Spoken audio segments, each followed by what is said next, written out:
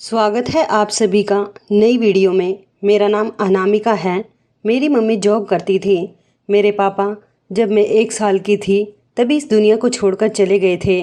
मेरी ज़िंदगी अकेले मेरी माँ के होते हुए भी बहुत अच्छी गुजर रही थी, क्योंकि मेरी दादी तो बीमार ही रहती थी। जब से ही मैंने होश संभाला था सिर्फ अपनी दादी और अपनी मम्मी को ही देखा था। मम्मी ने मुझे बताया कि मेरे पापा की मौत हार्ट अटैक की वजह से हुई थी। जब मैं 1 साल की हुई थी तब मेरे पापा अपने काम से घर वापस आ रहे थे और अचानक उनको हार्ट अटैक आ गया और उनकी मौके पर ही मौत हो गई थी। मुझे तो अपने पापा का चेहरा तक याद नहीं था, क्योंकि मैं उस समय बहुत छोटी थी और ना ही मेरे पास मेरे पापा की कोई फ़ोटो थी। मैं जब भी मम्मी से पापा की फ़ोटो के बारे में बात करती तो उन्होंने हमेशा मुझे यही बहाना लगाया था कि तुम्हारे पापा को फ़ोटो खिंचवाने का शौक़ नहीं था, इसलिए उनके फ़ोटोज़ नहीं हैं और उनके डॉक्यूमेंट्स सारे ही तुम्हारे छोटे चाचा के घर पर हैं। मेरे सारे रिश्तेदार दूसरे शहर में रहते थे और हमारे घर पर भी कम ही आते थे, इसलिए हम लोग उनसे दूर दूर रहते थे, क्योंकि मेरी दादी और मेरी माँ को किसी के सहारे की ज़रूरत थी। पापा के जाने के बाद वो बहुत बेसहारा हो गई थी और फिर मैं भी उन लोगों की ही गिनती में आती थी। हम लोगों को पलटकर किसी ने नहीं देखा था, इसलिए मेरी दादी और मम्मी हमारे रिश्तेदारों से कम ही संबंध रखती थी। समय के साथ साथ मुझे सब्र तो नहीं आया था, लेकिन मैं इतनी सब्र वाली लड़की थी, अपनी मम्मी से दोबारा कभी किसी चीज़ की उम्मीद नहीं करती थी। मेरी मम्मी बहुत अच्छी थी, लेकिन मैंने कभी मम्मी से किसी चीज़ की डिमांड नहीं की थी। मगर दिल ही दिल में मैं हमेशा सोचा करती थी कि जिन लोगों के अपने इस दुनिया से चले जाते हैं उनके पास कम से कम उनकी कोई फ़ोटो तो ज़रूर होती है, जिसे देखकर वो अपना दिल बहला लेते हैं और उन्हें सब्र आ जाता है। काश मैं भी अपने पापा की फ़ोटो एक बार तो ज़रूर देख लेती और उनकी फ़ोटो से बातें कर सकती, ताकि मेरे दिल को भी तसल्ली आ जाती। मैं अभी तक अपने पापा को देखने के लिए बेचैन थी। सारी ज़िंदगी मैंने इसी बेचैनी के साथ गुजारी थी, लेकिन मैं अपने पापा की झलक तक नहीं देख पाई थी। पढ़ाई के साथ साथ फ्री टाइम में मैंने अपनी अलग ख्यालों की दुनिया बसाई हुई थी। मम्मी वैसे भी जॉब करती थी, घर में दादी और मैं ही रहा करते थे। दादी की तबीयत इन दिनों बहुत ज़्यादा ख़राब चल रही थी।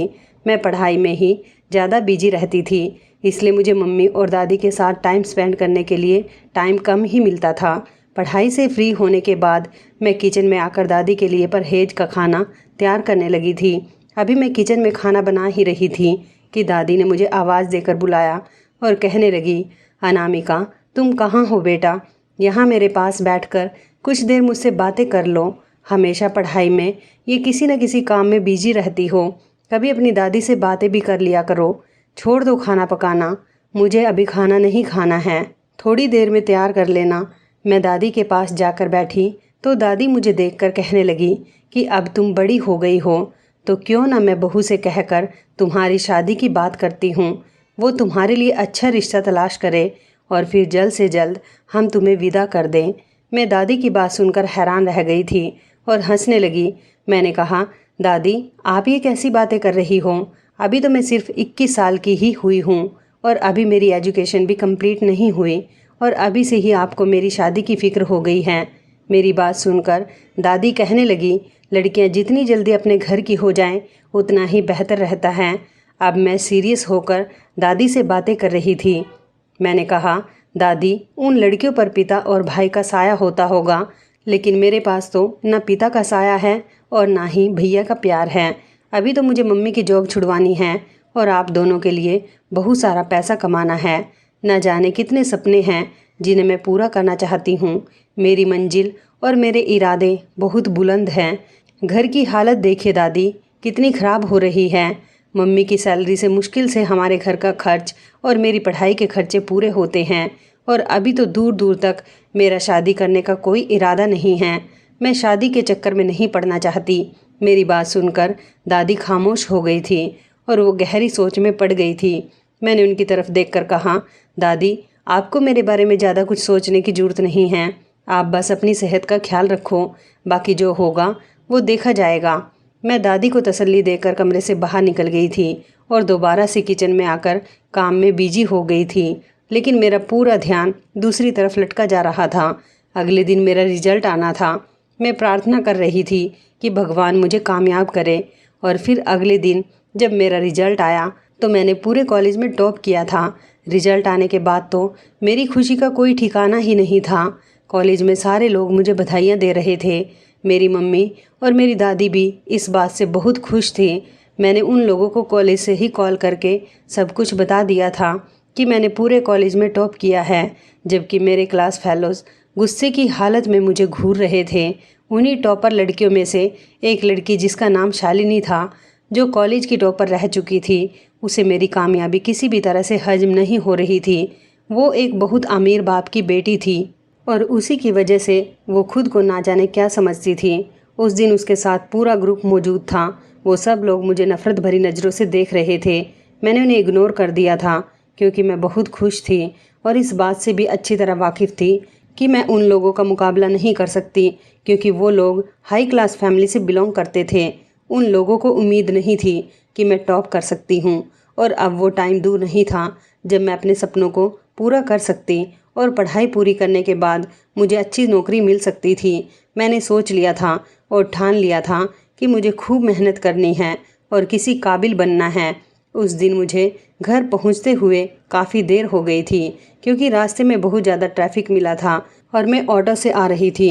मैं जैसे ही घर पहुंची तो मैं अपने घर के दरवाजे के सामने आकर जैसे ही रुकी तो मेरे घर का दरवाज़ा खुला हुआ था। लेकिन ये देखकर मैं हैरान रह गई कि मेरे घर से शालिनी बाहर निकल गई थी। वो कॉलेज की यूनिफॉर्म में थी और कुछ दूरी पर ही उसकी कार भी खड़ी हुई थी। मैं उसे अपने घर से बाहर निकलता हुआ देखकर हैरान रह गई थी। इससे पहले कि मैं उससे कोई सवाल करती, उसने मेरी तरफ मुस्कुरा कर देखा और अपनी कार में बैठकर कुछ ही समय में मेरी नज़रों से ओझल हो गई थी। मैं घर में जैसे ही दाखिल हुई तो आज मेरी मम्मी भी घर पर मौजूद थी। मुझे घर में देखकर उनके चेहरे के रंग उड़ गए थे। मैंने मम्मी से कहा, मम्मी ऐसी भी क्या बात है, आप मुझसे क्या छुपा रही हो? मेरी बात पर मम्मी हंसते हुए कहने लगी, अरे नहीं नहीं, मैं तुमसे क्यों कुछ छुपाऊंगी। यहाँ पर अभी अभी तुम्हारी क्लास फेलो शालिनी आई थी। पिछले दिनों उसका बिहेवियर तुम्हारे साथ कुछ ठीक नहीं था। बस इसी बात के लिए वो तुमसे माफ़ी मांगने के लिए आई थी। उसकी कोई इम्पोर्टेंट कॉल आई तो वो उठकर चली गई। देखो बेटा, शालिनी अब जब भी तुम्हें कॉलेज में मिले तो तुम अच्छे तरीके से बातचीत करना, क्योंकि उसने अपना बिहेवियर तुम्हारे साथ ठीक कर लिया है, इसलिए तुम भी अपना बिहेवियर उसके साथ ठीक कर लेना। मैं मम्मी की बात सुनकर खुश हो गई और कहने लगी, अरे वाह, ये तो बहुत अच्छी बात है, उसे अपनी गलती का एहसास हो गया। आप बेफिक्र रहो मम्मी, कल मैं खुद उसे गले लगा लूँगी और उसके साथ हमेशा अच्छे तरीके से ही बिहेव करूँगी। मैंने खुशी खुशी जब मम्मी से ये बात कही तो मेरी मम्मी भी खुश हो गई थी, क्योंकि उन्हें अपनी बेटी पर पूरा भरोसा था। मैं ऐसी बिल्कुल भी नहीं थी कि लोगों के साथ गलत बिहेवियर रखती या फिर उनसे अच्छे तरीके से बातचीत नहीं करती। मैं लोगों से जब भी मिला करती थी उनके साथ अपना बिहेवियर अच्छा ही रखती थी, तभी तो ज़्यादातर लोगों को मेरी आदत बहुत पसंद थी। अगले दिन जब मैं कॉलेज गई तो शालिनी बहुत खुशी खुशी मुझसे मिलने के लिए आई थी और उसने मुझसे अपने पुराने बिहेवियर के लिए माफ़ी मांगी और मुझे गले से लगा लिया था। कहने लगी कि अब हम अच्छी फ्रेंड्स हैं और हम हमेशा ऐसे ही रहेंगे। मुझे भला इस बात से क्या एतराज़ हो सकता था। तो इस तरह से हमारी फ्रेंडशिप की स्टार्टिंग हो गई। हम दोनों एक दूसरे के साथ बहुत खुश थे। मेरे कॉलेज की छुट्टियां चल रही थी। आज मम्मी भी ऑफिस नहीं गई थी, क्योंकि उनके ऑफिस में भी ऑफ था। दोपहर के खाने से फ्री होने के बाद मम्मी ने मुझसे कहा, चलो आज मैं तुम्हें मार्केट लेकर जाती हूँ, मैं तुम्हें थोड़े कपड़े दिलवा देती हूँ। तुम्हारे पास नए कपड़े ख़त्म हो गए हैं, अब तुम्हारे कॉलेज में फेयरवेल पार्टी होगी तो तुम्हें ज़रूरत होगी। मैंने मम्मी से कहा कि कोई बात नहीं मम्मी, रहने दो, मैं फेयरवेल पार्टी में पुराने कपड़े ही पहन जाऊंगी। कल ही तो आपको सैलरी मिली है, क्या सारी आज ही ख़त्म कर देने का इरादा है? मेरी इस बात पर मम्मी ने मुझे गले से लगा लिया और कहने लगी कि तुम दुनिया की पहली लड़की होगी जो शॉपिंग पर जाने के लिए मना कर रही हैं। मैं बस मम्मी की बात पर मुस्कुरा दी थी। तबीयत खराब होने की वजह से दादी तो हमारी बातों में ज़्यादा इंटरफेयर नहीं करती थी और चुपचाप मम्मी की और मेरी बातें सुनती रहती थी। उस समय भी वो अपने बिस्तर पर लेटी हुई थी। मम्मी के ज़्यादा जिद करने पर मैं उनके साथ मार्केट जाने के लिए तैयार हो गई थी। मम्मी और मैं दादी को मार्केट के बारे में बताकर घर से निकल गए थे। छुट्टी का दिन होने की वजह से आज मार्केट में काफ़ी भीड़ भाड़ हो रही थी। मम्मी मेरा हाथ पकड़कर भीड़ भाड़ के बीच में घुसने लगी। मैंने कहा, मम्मी हम कपड़े किसी और दिन ले लेंगे, आज बहुत ज़्यादा भीड़ हो रही है, हमें कौन सा बहुत सारी शॉपिंग करनी है, इतनी भीड़ में परेशान होने का क्या फ़ायदा। मैं परेशान होते हुए मम्मी से कहने लगी तो मम्मी ने मुझे देखकर कहा, अरे तुम तो अभी से ही थक गई, मैं आज तुम्हें बड़ी दुकान से कपड़े दिलवाऊंगी। मम्मी ने कहा कि कपड़े वाले की दुकान मुझे शालिनी ही बता कर गई थी। उसने बताया था कि बहुत अच्छा दुकानदार है और उसकी दुकान पर बहुत अच्छे कपड़े होते हैं और डिस्काउंट भी होता है। वो भी इसी दुकान से कपड़े खरीदती है। शालिनी ने तो जैसे मेरी मम्मी पर जादू ही कर दिया था। मैं मजबूरन भीड़ भाड़ में जगह बनाती हुई मम्मी के साथ चलने लगी। फाइनली दुकान आ गई थी। हम दुकान के अंदर दाखिल हुए तो दुकान के अंदर महंगे महंगे और बहुत खूबसूरत कपड़े मौजूद थे। वहाँ पर इतने खूबसूरत खूबसूरत कपड़े देखकर मेरा दिल ललचा गया, क्योंकि आज से पहले हम इतनी बड़ी दुकान पर कपड़े खरीदने के लिए नहीं आए थे। दुकानदार की नज़र जैसे ही मेरी मम्मी पर पड़ी तो वो खुश हो गया, जैसे वो मेरी मम्मी को पहले से जानता हो। मुझे इस बात पर बड़ी हैरानी हुई थी और फिर मैंने सोचा कि शायद वो हमें अपना कस्टमर बनाने के लिए इस तरह से खुशी खुशी हमें देख रहा है। उसी दुकान पर एक सेल्समैन हमें कपड़े दिखा रहा था। इतने खूबसूरत कपड़े आज मैं पहली बार देख रही थी और इनमें से एक सूट को पसंद करना मेरे लिए बहुत मुश्किल हो रहा था। मैंने एक सूट पसंद किया और उसके बारे में अपनी मम्मी से एडवाइस ली तो ये देखकर हैरान रह गई कि मेरी मम्मी दुकानदार के साथ धीमी धीमी आवाज़ में कुछ बातें कर रही थी। उन लोगों ने जब नोटिस किया कि मैं उन्हें देख रही हूँ तो वो दोनों अचानक से खामोश हो गए। दुकानदार मुझे गहरी नज़रों से देख रहा था। मुझे उसका अंदाज कुछ पसंद नहीं आया था।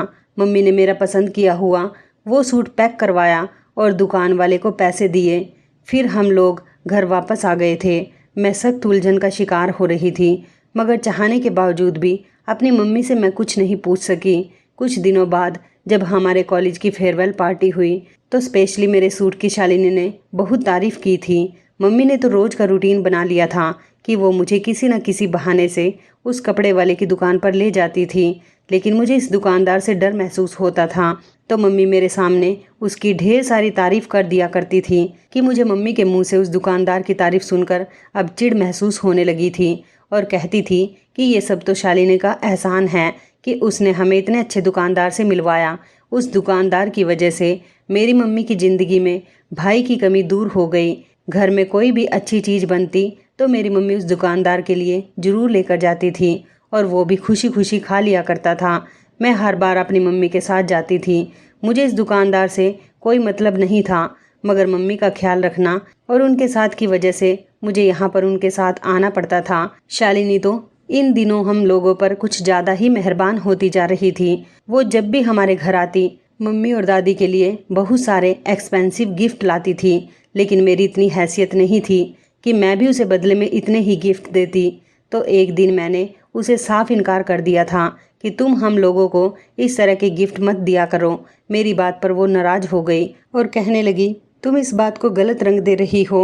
दोस्त होने के नाते तुम्हारी मम्मी और तुम्हारी दादी मेरी भी कुछ लगती हैं।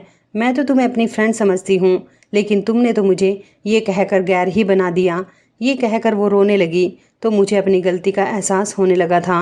मैं शायद उसके बारे में कुछ गलत सोचने लगी थी। दूसरी तरफ मेरी मम्मी ने उस दुकान वाले को अपना सगा भाई ही बना लिया था। मेरी मम्मी बहाने बहाने से मुझे उसकी दुकान पर साथ ले जाती थी और फिर वो दोनों ढेर सारी बातें करते थे। मैं एक तरफ को बैठ जाती थी।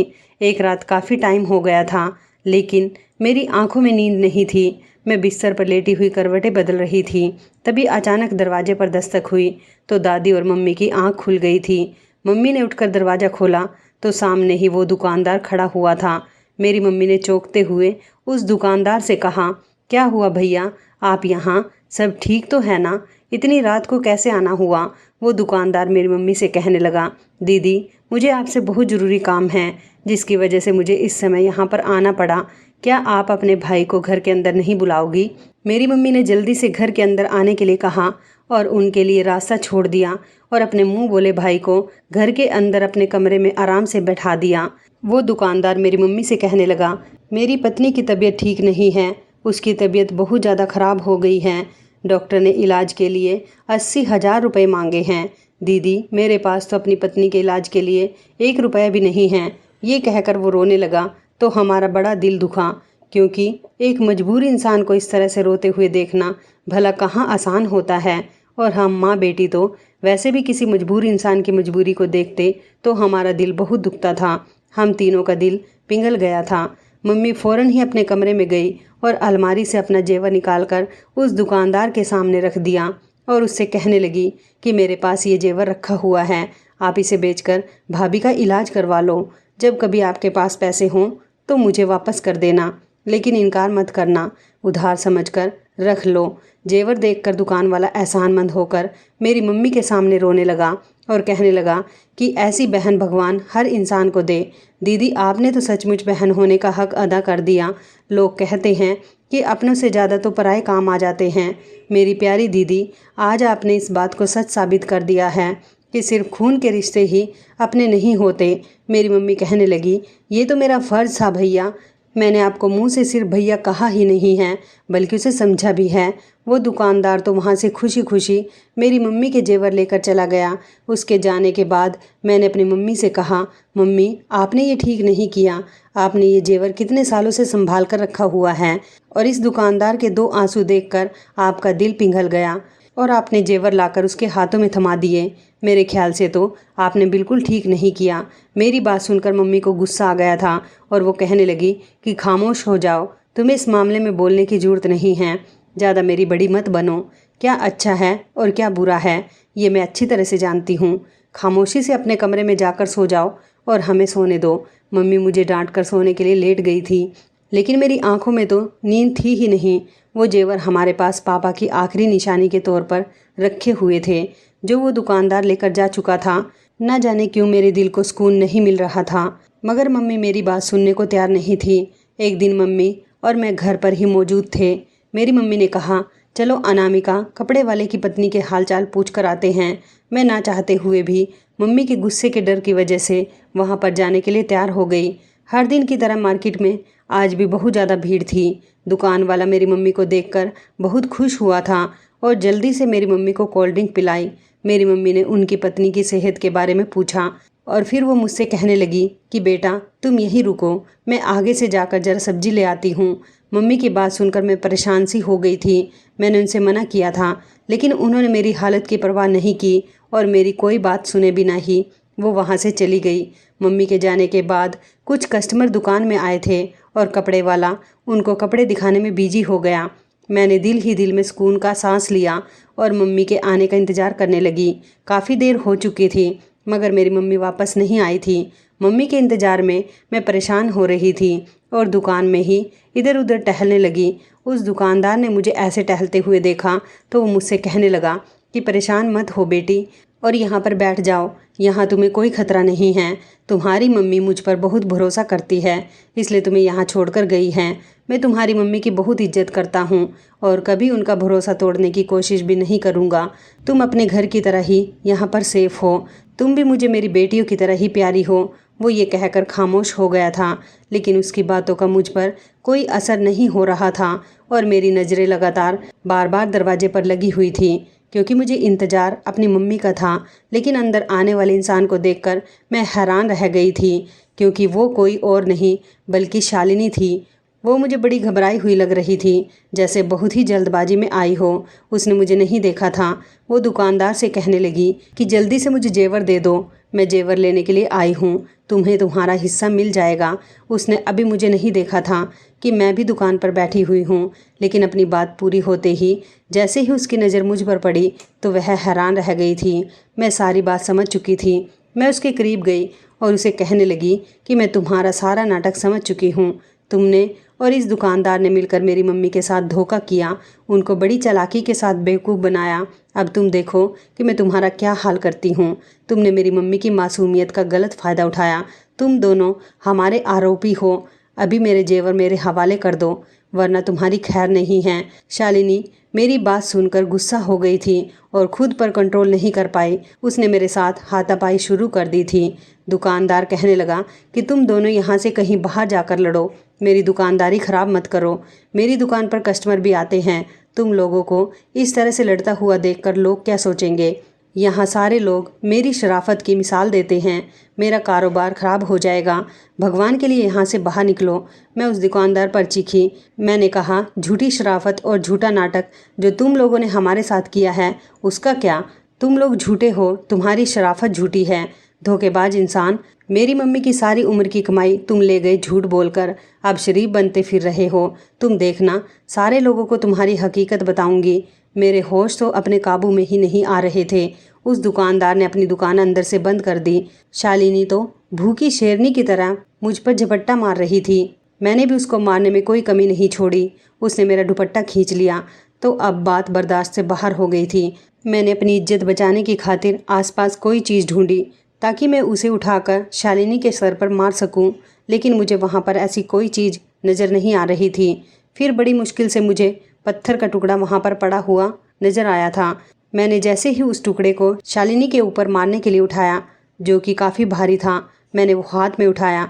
इससे पहले कि मैं शालिनी के सर पर उसे दे मारती तो वो खुद ही डर कर पीछे हट गई थी। लेकिन दुकानदार तो बहुत डर गया था और बहुत ज़्यादा घबरा रहा था कि कहीं उसकी दुकान के अंदर कुछ गलत ना हो जाए। वो हमारे सामने हाथ जोड़ने लगा और कहने लगा कि भगवान के लिए प्लीज़ मेरी दुकान से निकल जाओ। आज तुम दोनों मेरा दिवाला निकाल कर छोड़ोगी। मैं उस पर गुर्राई कि पहले तुम मेरे जेवर मेरे हवाले करो, उसके बाद ही मैं यहाँ से जाऊँगी।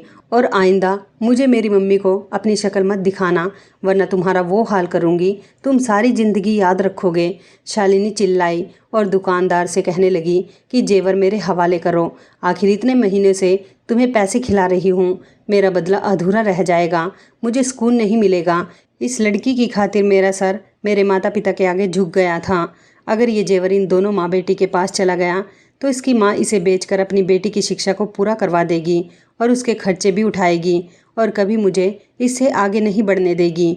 मैं चाहती हूँ कि ये लड़की अनपढ़ रहे और आगे ना पढ़ सके, ताकि मेरे कॉलेज में और मेरे माता पिता के सामने मेरी रेपुटेशन हमेशा बनी रहे। मैं उसकी बात पर मुस्कुराने लगी और हंस कर कहने लगी कि बदले की आग में तुम अंधी हो गई हो और तुम अपनी जलाई हुई आग में खुद ही जलोगी और जलकर राख हो जाओगी। मुझ पर तुम्हारे इन ड्रामों का कोई असर नहीं होगा। अब ये बातें चल ही रही थी कि दुकान के दरवाजे पर ज़ोर ज़ोर से दस्तक होने लगी तो दुकान वाला घबरा गया। उसने जैसे ही दरवाज़ा खोला तो दरवाजे पर 2 पुलिस वाले खड़े हुए थे। उनके पीछे ही मुझे अपनी मम्मी भी खड़ी हुई दिखाई दी, जो बहुत परेशान नज़र आ रही थी। पुलिस दुकान के अंदर दाखिल हुई और दुकान वाले को पकड़ लिया। उन्होंने उस दुकानदार से कहा कि दिन दहाड़े दुकान को बंद करके 2 जवान लड़कियों के साथ क्या कर रहे हो। दुकान वाला उनके आगे हाथ जोड़कर रिक्वेस्ट करने लगा कि नहीं नहीं सर, ये दोनों लड़कियां तो खुद ही लड़ाई कर रही हैं। यही वजह है कि मैंने बदनामी से बचने के लिए दरवाज़ा बंद कर लिया था, ताकि इनकी लड़ाई की आवाज़ बाहर तक ना जा सके। वरना आप मुझसे कसम ले लो कि ये दोनों तो मेरी बेटियों की तरह हैं। मैं भला इन दोनों के साथ कुछ बुरा क्यों करूँगा। पुलिस वाले ने कहा कि कोई सबूत है तुम्हारे पास? कपड़े वाला कहने लगा, जी सर, आप देखो मेरी दुकान की हालत। इन दोनों लड़कियों ने लड़के मेरी दुकान की सारी सेटिंग खराब कर दी। पुलिस ने जब इधर उधर नज़र घुमाकर उस दुकान की खराब हालत देखी तो उनके चेहरे पर यकीन फैल गया था। मैंने कहा, सर क्या हमारी लड़ाई की वजह नहीं पूछेंगे? ये दोनों धोखेबाज हैं। ये लड़की और ये दुकान वाला चोर है। इस दुकानदार ने उस लड़की के कहने पर मेरी मम्मी को पहले तो बहन बना लिया और फिर इन्हें बहला फुसलाकर इनका जेवर हासिल कर लिया। ये लड़की जो मेरी दोस्त होने का नाटक कर रही हैं, दरअसल ये तो आस्तीन में छुपी हुई एक सांप है जिसे मैं पहचान नहीं सकी।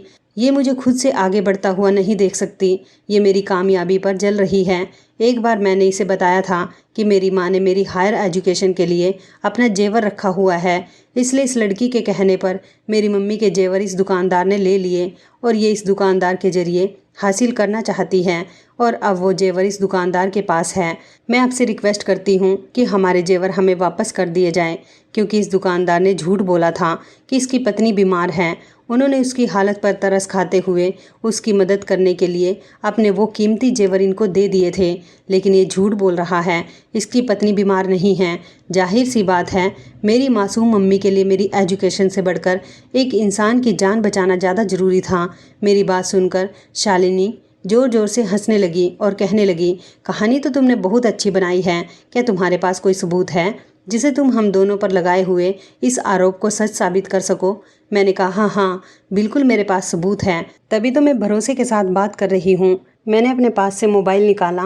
मम्मी के इस दुकान से जाने के बाद मैंने अपने फ़ोन में रिकॉर्डिंग ऑन कर दी थी कि कहीं दुकान वाला मेरे साथ कोई ज़बरदस्ती ना करे। मुझे इस बात का डर था। उस सब में शालिनी और मेरी बातचीत भी रिकॉर्ड हो गई थी।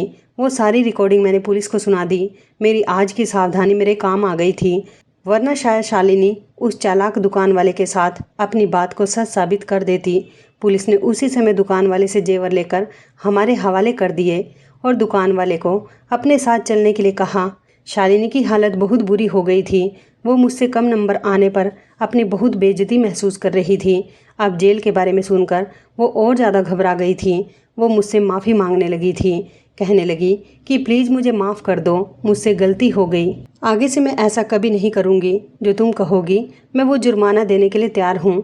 देखो इस शहर में मेरे पापा का बहुत नाम है और शहर के सारे लोग उन्हें जानते हैं।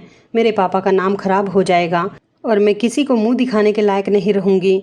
दूसरी तरफ दुकान वाला अलग पुलिस वाले के सामने हाथ जोड़ रहा था। गलती हो गई सर मुझसे। शालिनी मैडम के पापा के मुझ पर बहुत एहसान है। बस इसी वजह से मैं उनकी इस प्लानिंग में शामिल हो गया और उन्हें इनकार नहीं कर सका, वरना मेरे दिल में पैसों का भी कोई लालच नहीं था। मेरी दुकान से मेरा अच्छा खासा गुजारा हो रहा है सर। बस मेरे लिए इतना ही काफ़ी है। बस पुराने एहसान की वजह से मैंने इनका साथ दिया। पुलिस ने उन दोनों को रोता हुआ देखकर मुझसे कहा, क्या तुम इन दोनों को माफ़ करने के लिए तैयार हो? जबकि मेरी मम्मी तो अपनी बेवकूफ़ी पर एक तरफ खामोश खड़ी थी। मैंने एक नज़र शालिनी पर और दूसरी तरफ दुकान वाले की तरफ देखकर कहा कि मैं दुकान वाले को दिल से माफ़ करती हूँ, लेकिन शालिनी को किसी हाल में भी माफ़ नहीं कर सकती, क्योंकि उसने दोस्त बनकर मुझे धोखा दिया। और ऐसा इंसान जो दोस्त के रूप में दुश्मनी निभाए वो कभी माफ़ी के लायक नहीं होता। ये कहकर मैं मम्मी का हाथ पकड़कर वहाँ से चली आई थी।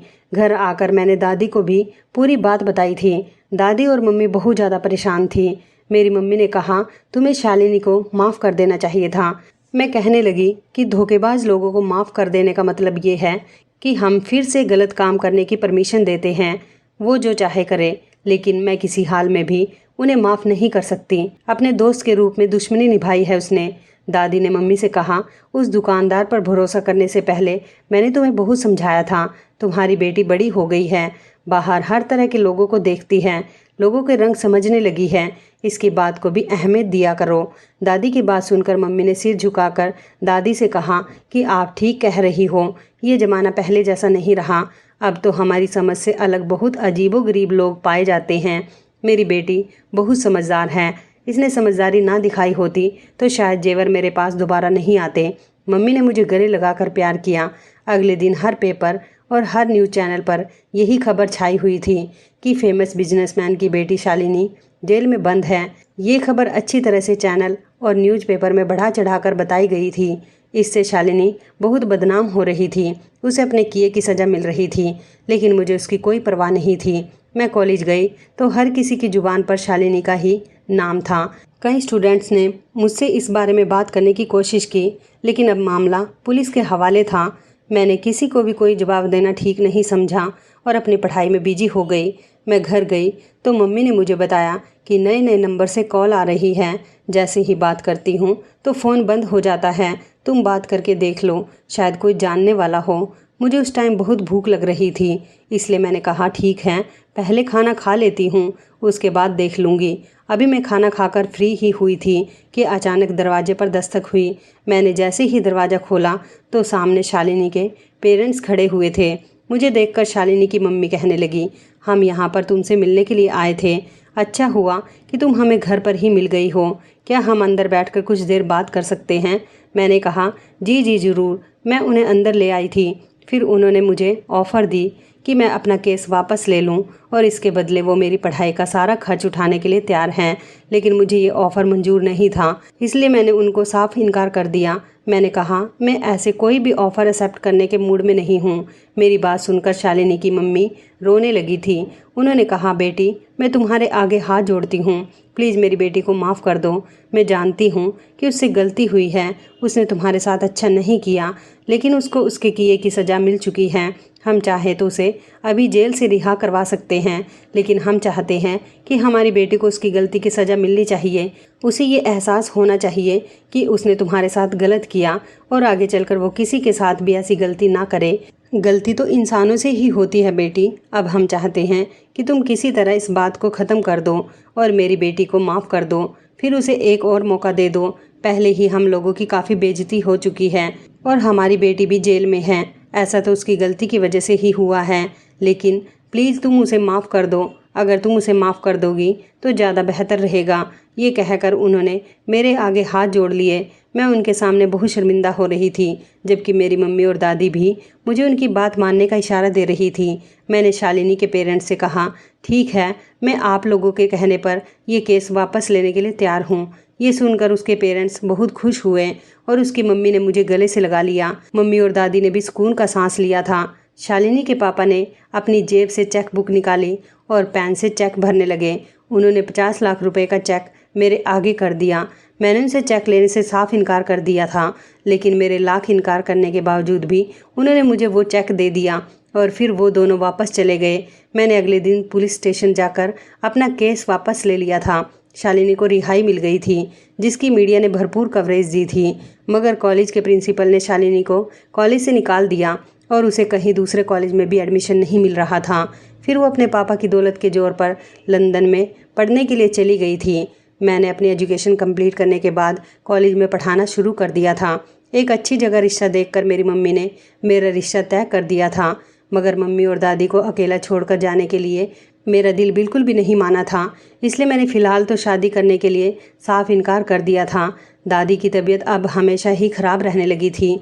एक दिन दादी भी हमें इस दुनिया में छोड़कर चली गई। उनके जाने से मम्मी बहुत उदास हो गई थी और मुझे उनको संभालने में काफ़ी टाइम लगा था। फ़िलहाल वक्त इसी तरह से गुजरता गया।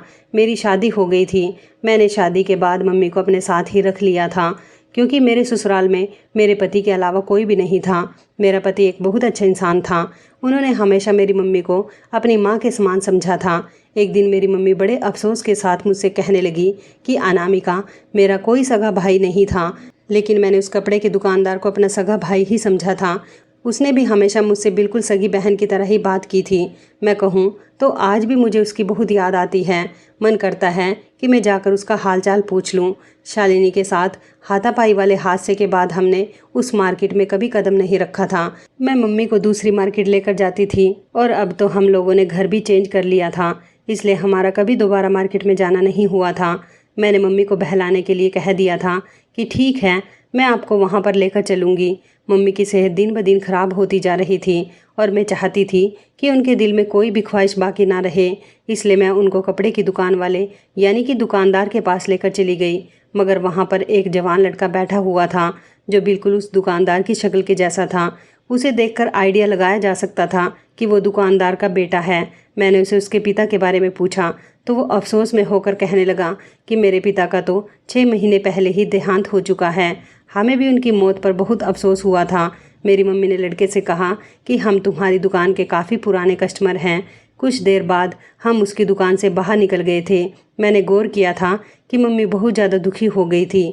मैंने कहा, मम्मी आप क्या सोच रही हो? मम्मी कहने लगी कि इंसान की अहमियत बिल्कुल पानी के बुलबुलों की जैसी होती है, मगर इसके बावजूद भी इंसान अपनी ज़िंदगी को ना जाने किन धंधों में उलझा कर रखता है। भगवान इस दुकानदार को स्वर्ग में जगह दे। बेचारा इस दुनिया से ही चला गया। 4 दिन की ज़िंदगी थी, पूरी हो गई तो चल बसा। मगर मम्मी ने अपनी बात को अधूरा ही छोड़ दिया था। मैंने मम्मी से पूछा, मगर क्या मम्मी? मम्मी ने अपने चेहरे पर एक धीमी सी मुस्कुराहट सजाई और कहने लगी, मुझे ज़िंदगी का एक बहुत बड़ा सबक मिल गया, जिसे तुम भी हमेशा याद रखना। दुनिया में मुंह बोले रिश्ते की कोई हैसियत नहीं होती। दिल से चाहे जितनी भी मोहब्बत दे, लेकिन कहीं ना कहीं अपनी हकीकत दिखा ही देता है। जो सबक मैं मम्मी को कई साल पहले सिखाना चाह रही थी, आज उस सबक को वह खुद ही सीख चुकी थी। मैंने मुस्कुराकर मम्मी के कहने पर सिर हिला दिया था और हम लोग आगे की तरफ बढ़ गए थे। मेरी मम्मी भी उसके बाद 4 साल जिंदा रही और उसके बाद वो भी इस दुनिया को छोड़कर चली गई थी। मैं अपने पति के साथ अपनी हंसी खुशी ज़िंदगी गुजार रही हूँ, लेकिन मुझे आज भी अपनी मम्मी और दादी की बहुत याद आती है। उस समय से लेकर आज तक मेरी कभी भी शालिनी से मुलाकात नहीं हुई और मैं चाहती भी नहीं हूँ। ऐसे दोस्तों से सावधान रहिए जो आपके साथ मिले भी रहते हैं और आपके खिलाफ भी रहते हैं। तो इस कहानी के बारे में आपकी क्या राय है, कमेंट करके ज़रूर बताइएगा। दोस्तों, आपको हमारी ये कहानी कैसी लगी, आप हमें कमेंट बॉक्स में ज़रूर बताएं। यदि आपके पास भी ऐसी कोई प्यारी सी कहानी है या फिर ऐसी कोई कहानी जिससे कुछ शिक्षा मिले, तो आप हमारे साथ उसको ज़रूर शेयर करें। दोस्तों, यदि आपको हमारी ये वीडियो अच्छी लगे तो आप हमारी इस वीडियो को लाइक शेयर ज़रूर करें और ऐसी ही दिल को छू लेने वाली प्रेरणादायक कहानियाँ सुनने के लिए हमारे चैनल को भी सब्सक्राइब करें। यदि आप हमें फेसबुक पर देख रहे हैं तो आप हमारे फेसबुक पेज को लाइक और फॉलो ज़रूर करें। तो दोस्तों, फिर मिलते हैं ऐसी ही ज़बरदस्त कहानी या टिप्स के साथ नई वीडियो में। तब तक के लिए धन्यवाद। आप सभी अपना ख्याल रखना। आपका दिन शुभ व मंगलमय हो।